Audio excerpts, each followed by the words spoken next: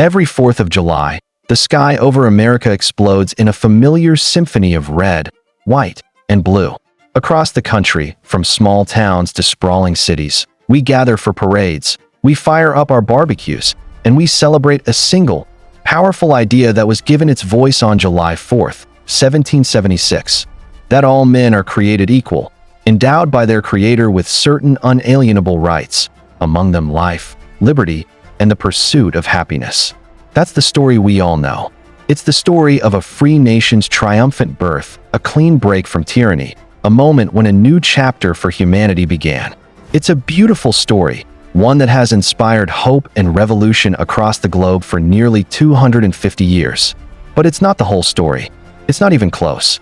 The poetry of the Declaration of Independence was written in a world of harsh prose, and the reality of 1776 was far more complex and far more brutal than the fireworks and festivities would have us believe. While a select group of American colonists celebrated their newfound independence from a king an ocean away, a staggering portion of the population in this new land of the free remained in chains. In 1776, nearly 1 in 5 people in the 13 colonies was enslaved, their bodies and their labor legally considered property. For them, July 4th wasn't a day of liberation. It was a day that solidified a system of violent racial bondage under a new American flag, flown by men who spoke of liberty while owning human beings. This is the story of those who were left out of the glorious promise. This is the uncomfortable, necessary, and dark truth behind the fireworks. The Declaration of Independence is arguably one of the most powerful promises ever put to paper. Its soaring call for liberty and self-governance has served as a beacon for countless people yearning for freedom. But if we are to be honest with our own history, we must admit that in 1776, those very words represented a massive, glaring contradiction. The phrase, "all men," was not a universal truth. It was a convenient fiction. It was a promise that came with a silent, invisible asterisk, a declaration with fine print that deliberately and systematically excluded the vast majority of people living in the 13 colonies. Let's break down who this Declaration of Freedom was actually for. It certainly didn't include the nearly 500,000 black men, women, and children who were enslaved, a population that made up about 20% of the colonies. It didn't include the indigenous peoples who had inhabited and cultivated the continent for millennia before the first colonists arrived. It did not include women, who, under the legal doctrine of coverture, were largely denied a separate legal identity from their husbands, let alone basic political and property rights. And, in a truth often overlooked, it didn't even fully include all white men. The right to participate in this new government, the right to vote, was almost universally tied to property ownership. In many colonies, a man had to own a certain acreage of land or possess personal property of a specific value to be deemed worthy of a voice in public affairs. This principle, inherited from English law, was designed to ensure that only those with a stake in society could vote, effectively silencing many poor white men, tenant farmers, and laborers. The freedom so boldly declared on July 4th was, in practice, a freedom reserved for a privileged minority, wealthy, white, property-owning men. The birth of the nation wasn't a moment of universal liberty breaking forth, but rather a transfer of power from a distant aristocracy to a new, local one. This new ruling class was ready and willing to build a republic on a foundation of profound and profitable exclusion. To truly understand 1776, we have to look past the dazzling glare of the fireworks and into the shadows, to listen to the silent stories of those who were left in the dark. For the almost 500,000 enslaved people living in America in 1776, the revolutionary rhetoric about liberty and tyranny must have sounded like a cruel and cynical joke. Many of the very men who affixed their signatures to the Declaration of Independence, figures lionized in our history books, including the document's primary author, Thomas Jefferson, were slave owners. They spoke eloquently of the evils of political slavery to King George III while deriving their wealth, their comfort, and their entire way of life from the forced, unpaid labor of people they owned as chattel. This wasn't merely a private hypocrisy. It was the economic engine of the new nation, particularly in the agricultural South, but also deeply entangled with the merchant and shipping economies of the North. The Revolutionary War itself exposed this hypocrisy in stark terms, turning enslaved people into strategic pawns in a conflict between white men. Recognizing the Patriots' greatest vulnerability, in November 1775, Virginia's royal governor, Lord Dunmore, issued a proclamation. This document declared martial law and, most significantly, offered freedom to any enslaved man belonging to a rebel master who was willing to escape and fight for the British crown. This was a calculated military tactic, not a moral crusade against slavery. It pointedly did not apply to the slaves of loyalists. But for the enslaved, it was an opportunity. Thousands risked brutal punishment and death to seize this chance, fleeing to British lines in a desperate grasp for the very freedom the American patriots claimed to be fighting for. An estimated 20,000 African Americans would ultimately join the British cause. Dunmore even formed an Ethiopian regiment of these formerly enslaved men, their uniforms emblazoned with the words "Liberty to Slaves." This British move forced the Continental Army's hand. Initially, George Washington had barred the enlistment of black men. But facing manpower shortages and the strategic advantage handed to the British, the policy was reversed. Some northern states, desperate to meet recruitment quotas, began allowing black men, both free and enslaved, to enlist, sometimes with the promise of manumission at the end of their service. These men, like those who joined the famous 1st Rhode Island Regiment, fought and died with incredible bravery at battles from Lexington and Concord to Yorktown. They served longer, on average, than their white counterparts, yet they fought for a country that refused to see them as fully human. When the war was won and the smoke cleared, the institution of slavery was not abolished. Instead, it was enshrined and protected in the new Constitution, a foundational pillar of the American Republic. No one would ever articulate this bitter irony more powerfully than the great abolitionist Frederick Douglass. Born into slavery, he escaped to become one of the most eloquent orators of the 19th century. In a speech delivered on July 5, 1852, he was asked to commemorate the signing of the Declaration. His response cuts to the very heart of the lie of 1776. He asked the audience, "What, to the American slave, is your 4th of July?" I answer, a day that reveals to him, more than all other days in the year, the gross injustice and cruelty to which he is the constant victim. He called their celebrations a sham, their boasted liberty an unholy license, their national greatness swelling vanity, and their shouts of liberty and equality hollow mockery. For Douglass, and for millions of others, the 4th of July was not a celebration of freedom, but a stinging, annual reminder of a beautiful promise that was never intended for them. For the hundreds of distinct and sovereign indigenous nations stretching across the North American continent, the Declaration of Independence was not a document of liberty. It was a declaration of war against them.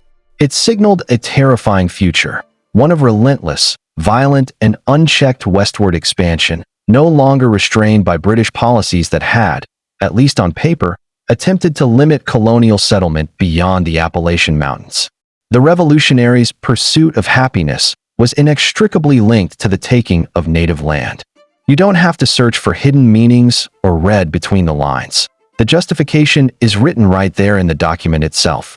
Among the list of grievances leveled against King George III, the Declaration accuses him of inciting domestic insurrections amongst us. And then, in one of its most infamous passages, it charges the king with bringing on the merciless Indian savages, whose known rule of warfare is an undistinguished destruction of all ages, sexes, and conditions. Let that phrase sink in for a moment. The founding document of the United States, in the same breath that it champions the concepts of equality and unalienable rights, deploys racist and dehumanizing language to cast the continent's original inhabitants as monstrous obstacles to progress. This wasn't just inflammatory rhetoric, it was a political green light. It was a moral justification for the century of brutal policies that would follow: land theft, forced removals, and genocidal campaigns. It framed native peoples not as potential citizens or even as foreign nations to be dealt with through diplomacy, but as an existential threat to be neutralized or eliminated. Faced with this clear intention, many indigenous groups saw an alliance with the British as their only hope for survival and the protection of their ancestral lands. The Iroquois Confederacy, one of the most powerful political entities on the continent, was split by the war, a painful civil conflict in itself. The Mohawk, Onondaga, Cayuga, and Seneca nations largely sided with the British, while the Oneida and Tuscarora allied with the Americans, hoping their loyalty would be rewarded. When America won its independence, however, the alliances native nations had made with the British were used as a pretext for further punishment and land confiscation. And the loyalty of tribes like the Oneida was quickly forgotten. The independence of the United States kicked off an era of broken treaties, of forced marches like the Trail of Tears, and of relentless warfare against native peoples. For them, July 4th, 1776, did not mark the birth of a nation of laws and liberty, but the dawn of a long and catastrophic assault on their lands, their sovereignty, and their very way of life. The revolutionary promise of 1776 also fell profoundly short for the 50% of the population who were women. They were indispensable to the revolutionary cause. They managed farms and businesses while men were at war. They organized boycotts of British goods. They served as spies and couriers, and they supported the Continental Army as nurses and cooks. Yet, they were utterly excluded from the new republic's definition of a citizen. Under the prevailing legal doctrine known as coverture, a married woman had virtually no separate legal existence. Her identity was covered by that of her husband, who controlled her property, her earnings, and her legal rights. A married woman could not vote, hold public office, enter into contracts, or even own property in her own name. Just a few months before the Declaration was signed, Abigail Adams, a brilliant and politically astute woman who managed the family farm and business, wrote a now famous letter to her husband, John, who was in Philadelphia at the Continental Congress. She urged him and his fellow revolutionaries to apply their radical ideals more broadly. She wrote with a mix of respect and warning. I long to hear that you have declared an independency. And by the way, in the new code of laws which I suppose it will be necessary for you to make, I desire you would remember the ladies, and be more generous and favorable to them than your ancestors. Then, she added a revolutionary threat of her own.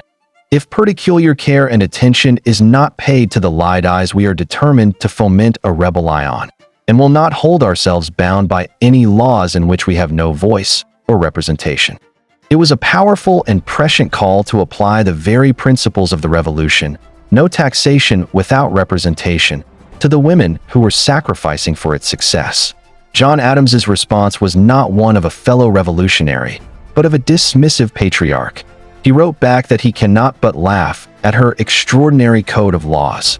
He joked that he knew better than to repeal their masculine systems, warning that doing so would lead to the despotism of the petticoat. That brief exchange is incredibly revealing. It shows that the men who so bravely declared their independence from a patriarchal king had no intention of relinquishing their own patriarchal power at home.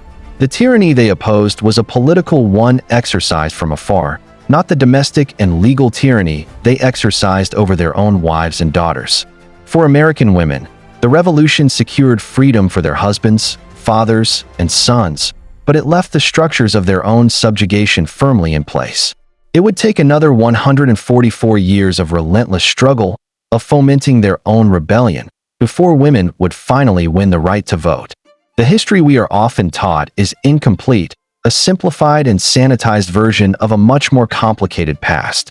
Facing these difficult truths, the hypocrisy, the exclusion, the violence, can be deeply uncomfortable.